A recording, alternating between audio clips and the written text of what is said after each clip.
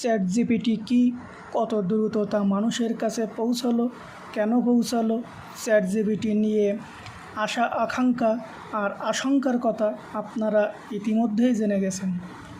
আসুন এইবার হাতে কলমে দেখে নিই কীভাবে ব্যবহার করা যায় এই বহুল আলোচিত চ্যাট জিপিটি বা open AI software.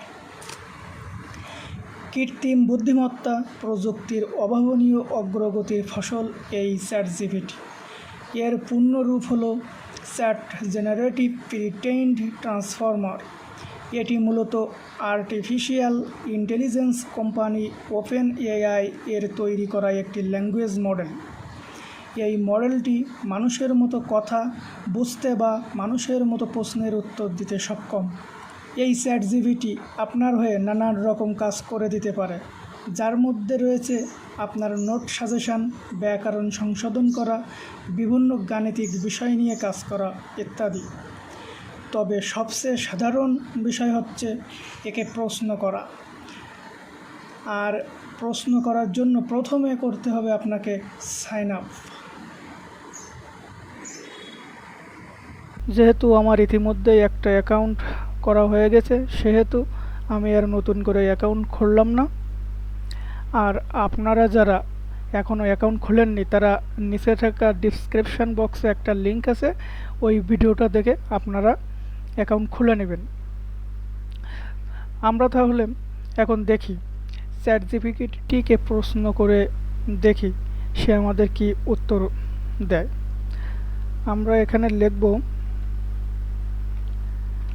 Write a basic HTML code. দেখি চ্যাট জিপিটি আমাদের কি অ্যান্সার দিচ্ছে।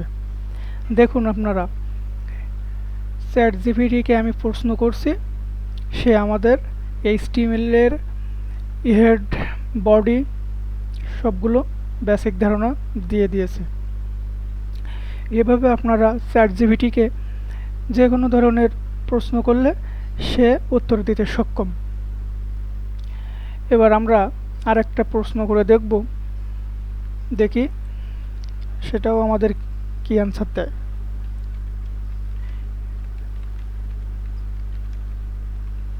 অ্যাবাউট বাংলাদেশ, নাকি বাংলাদেশের সম্পর্কে আমার চ্যাট জিপিটি আমাদের কি উত্তর দিচ্ছে।